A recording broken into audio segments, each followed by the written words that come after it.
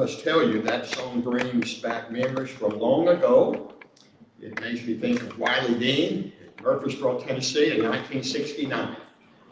We would sing it in the basement at the Middle Tennessee Christian Center, and we'd go on the road to sing it with a chorus several times on a Sunday night to those congregations in Middle Tennessee that supported the Christian Center. I met Terry there, we married there, I was a campus minister there for a few years when I left sports riding. Good memories. Have you ever been in a situation to see a coming disaster? It's almost as if you just knew what was coming. That's what we're going to see this evening as we look at Daniel chapter 5. Terry and I were leaving from watching the Cubs play the Florida Marlins in South Florida a number of years ago. We were some of those who were thrilled to see a baseball team come to South Florida because we were Cubs fans and we wanted to see them play when they came locally. As we left one evening, we saw a car speeding by us, and we just held our breath. There was a lot of traffic, and it was going way too fast, and it was just going between cars, and we just knew something was about to happen. And sure enough, it did.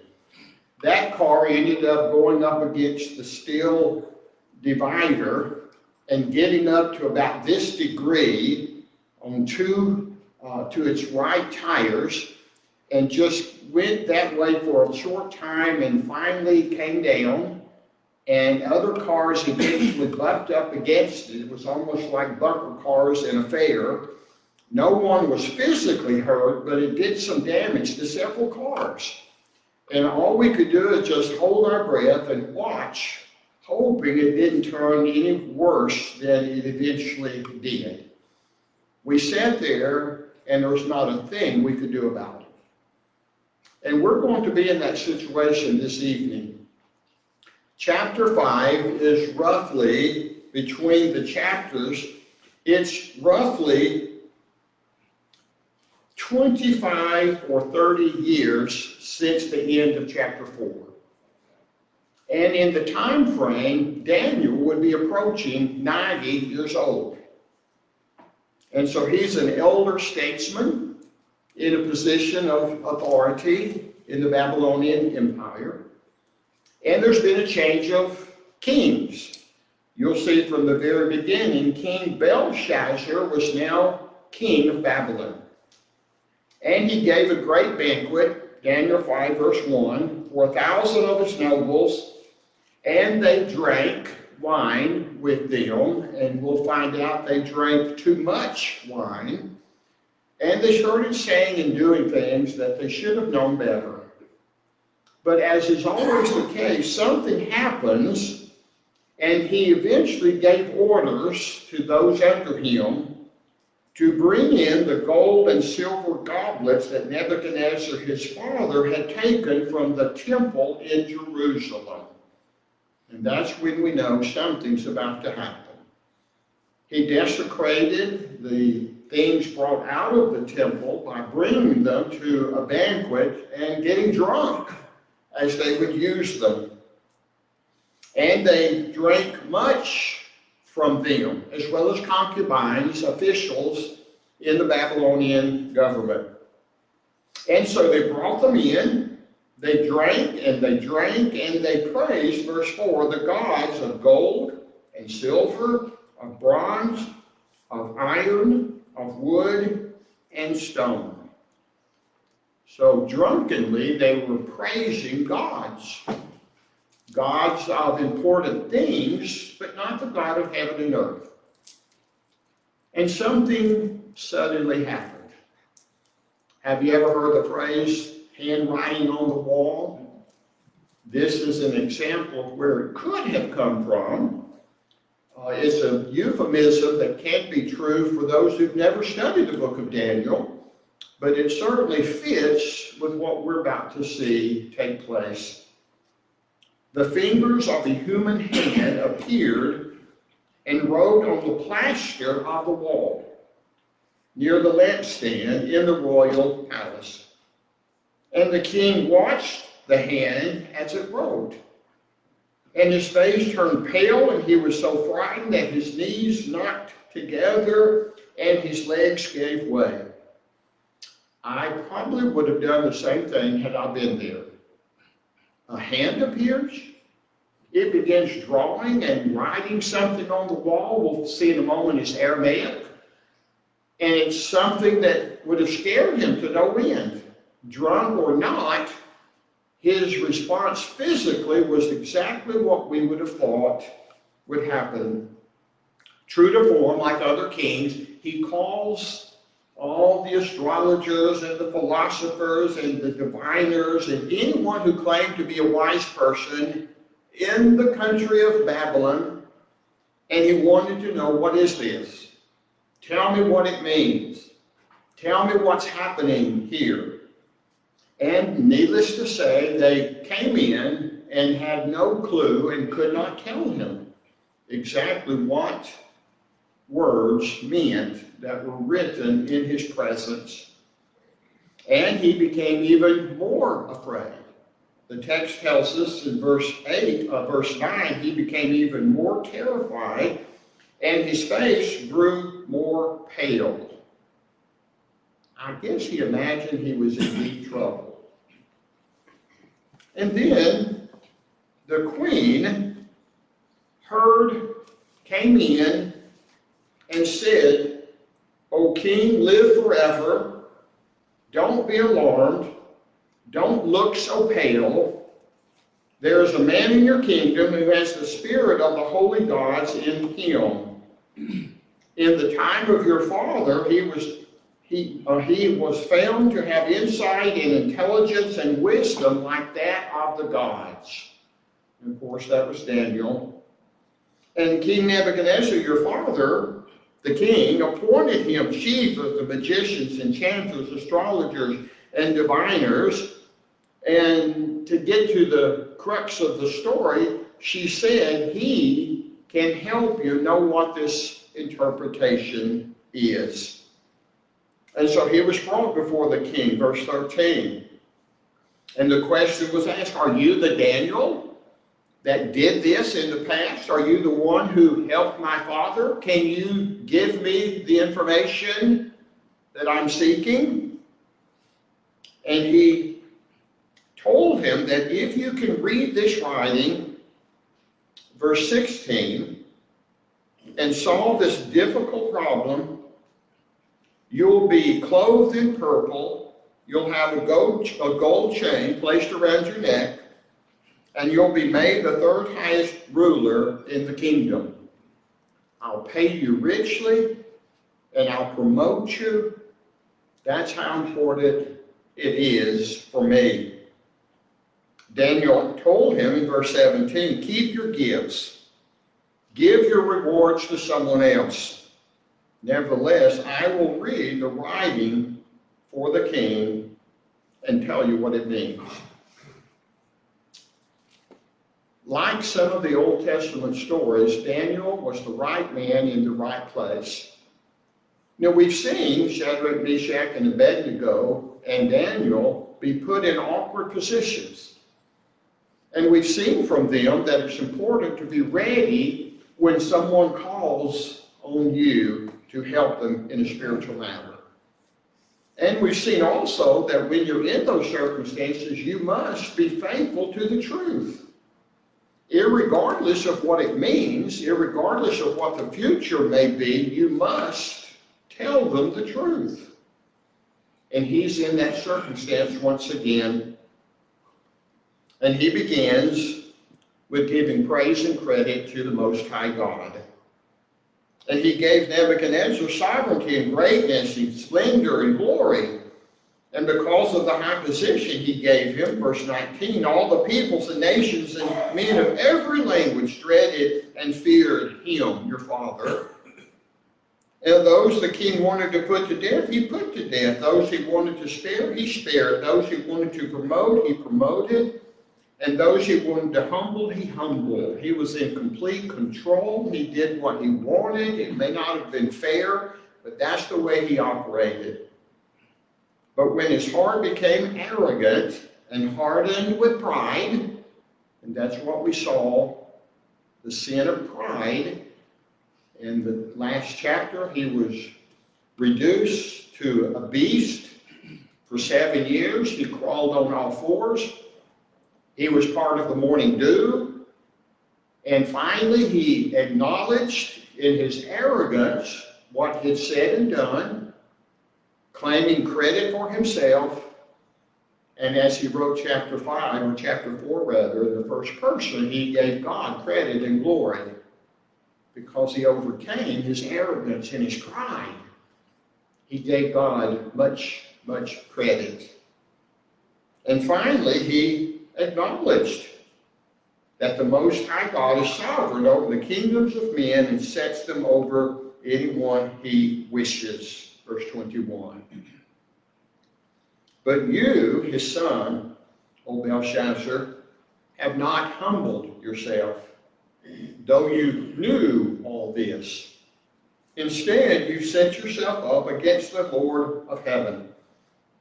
You had the goblets from his temple brought to you, and you and your nobles, your wives and your concubines drank wine from them.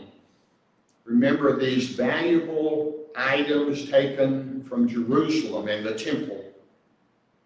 You praise the gods of silver, gold, bronze, iron, wood, stone, which cannot see or hear or understand. It's amazing from this point of view how foolish that seemed. And yet it was a major part of Old Testament religions. The prophets tell us of those who would go out and they would find a piece of wood, or they would fashion a stone, or even gold or silver, and they would fashion it into some image, knowing that it's something from the world around them, and then they would turn around and worship it. It makes no sense to any of us this side of the cross. And yet, as soon as we think that, what are the things that sometimes we might be given to worship? We may not bow down to power or prestige or money or education or whatever else we might hold in high regard. But anything that takes the place ahead of God is like an idol. And God is a jealous God, and he will not accept that. God better be first in our affections. So even though it's foolish from this point of view, looking back, the message is still to us today. Keep God first in your thinking, and keep God first in your actions and your deeds. He must be first. And it's a warning just as strongly to us as the foolishness looks on the other side of the coin when you come to situations like this. But you did not honor the God who holds in his hand your life and all your ways. There's the key. God holds our life in his hands. And all the direction of our life is in his hands. Terry has shared an expression with me in recent years. I don't worry anymore, I just wonder. I wonder what God has in mind for us.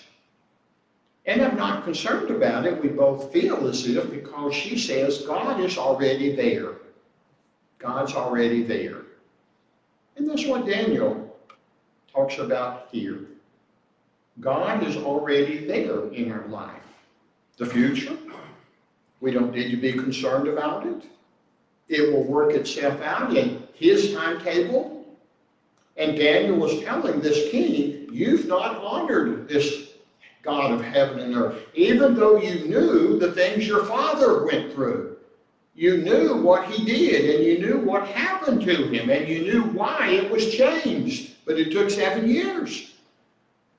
And finally, he acknowledged and encouraged the kingdom to acknowledge God, who he was, and his sovereignty in their life. And so you did not honor the God who holds in his hand your life and all your ways.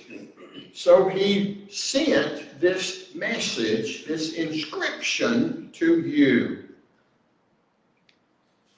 The inscription that was written, many, many Telek Parson. Many, many Telek Parson. And I'm not sure that I'm giving the correct guttural expression to Aramaic words. I do the best I can. But there's a message there. And this is what these words mean. This is the message that you were sent. Many, God has numbered the days of your reign and brought it to an end. So the word number is what the word many. Numbered. It's a unit of money in the real world. But the message is something is being numbered. And he tells them the word many, number, or numbered, means that your reign is soon going to end. Tekel, it's been weighed on the scales and found wanting. Tekel is the word weighed, or it refers to a shekel, which would have a measure attached to it, if you will, a unit of worth attached to it. And Paris, your kingdom is divided and given to the Medes and Persians. Paris is the singular parson, which is on the wall, and it means divided. And it's speaking of your kingdom is limited.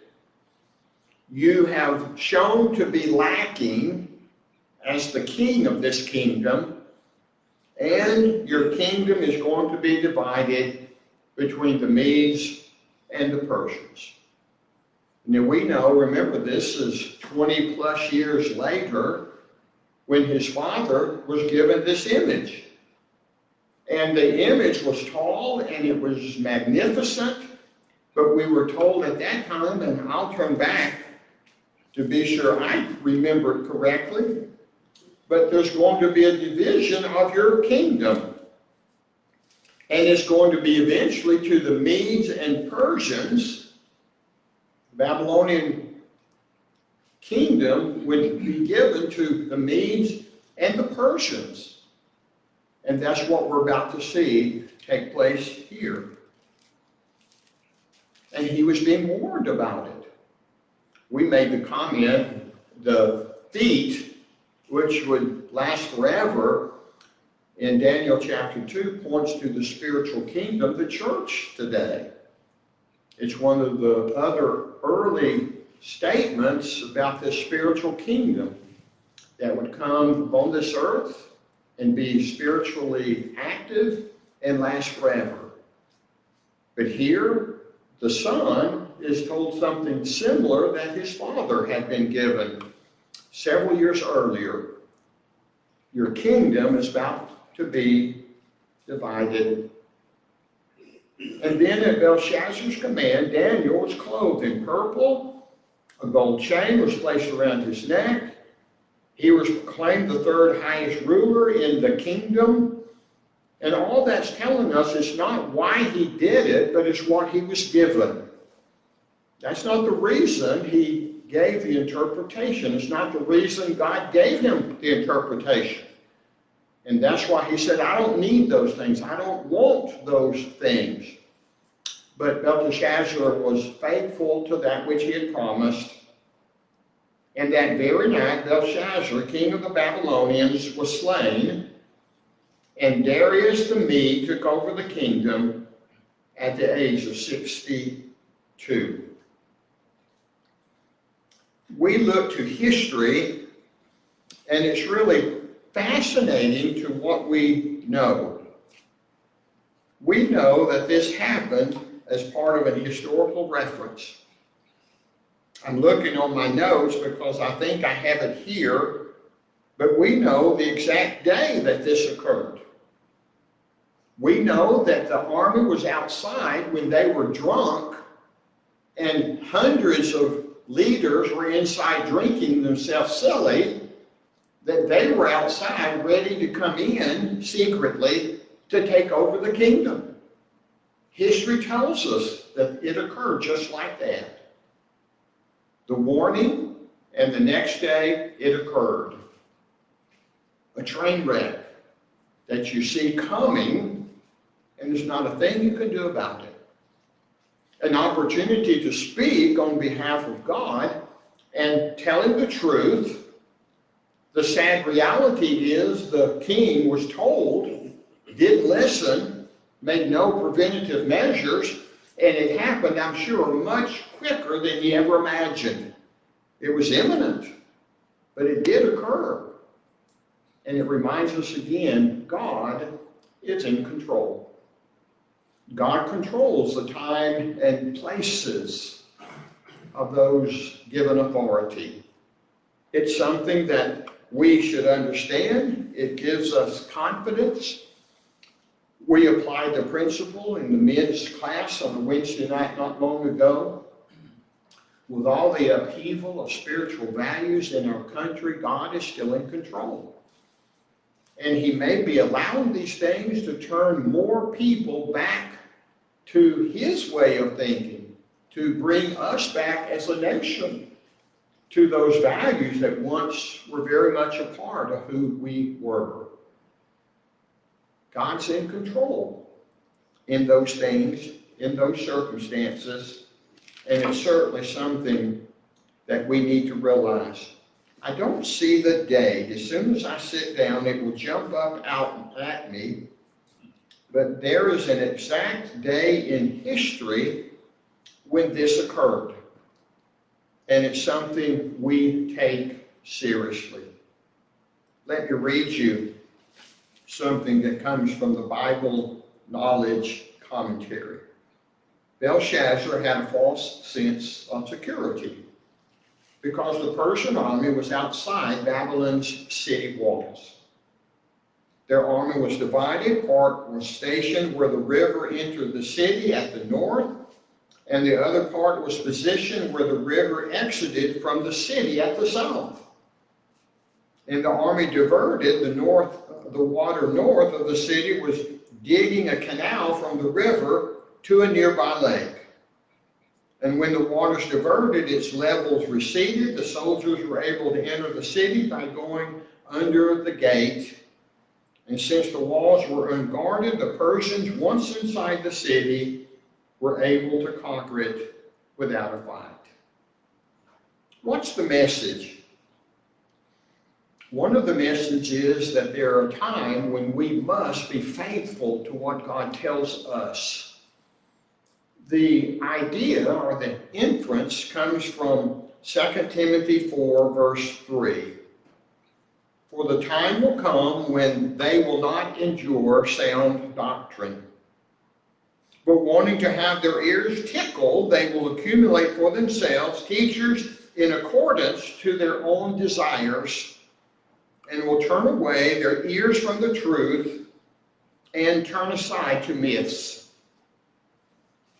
We talked of a book written in 1987 that told us what many young adults were already thinking this morning, not wanting to declare something as right or wrong, not wanting to admit it, certainly not wanting to be told, and just wanting to be told that everything's all right. Everything's all right. And several of you were very complimentary to the message that told each of us this morning, if it's not all right, I need to know. And I want someone to tell me if it's not all right in my spiritual life. That's a proof of that person's love for me and understanding where my soul will go for eternity. That's true love. And yet we see a time is coming, it's certainly here in many forms. Just tickle my ear, entertain me, tell a joke. Don't tell me anything that's going to cause for me to sit up and maybe be somewhat offended. And certainly don't tell me things are not okay. And that's something that we've been warned about. Ezekiel 3 verse 17 also speaks to the circumstance. Son of man, I have appointed you a watchman to the house of Israel.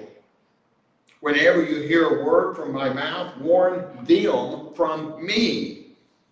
When I say to the wicked, you shall surely die, and you do not warn him or speak out to warn the wicked from his wicked way that he may live, that wicked man shall die in his iniquity, but his blood I will require at your hand. If we don't tell people the truth about their spiritual conditions, the idiom, their blood is on your hands, has just been implied here. Their result is on your hand if you know and don't tell them, he said. Yet if you warn the wicked and he does not turn from his wickedness or from his wicked way, he will die in his iniquity, but you have delivered yourself. Is it selfish for us to tell the truth and tell people their eternal fate as we would judge it from Scripture? As Scripture would encourage us to warn them? No, it's not selfish. We're not doing it for that reason.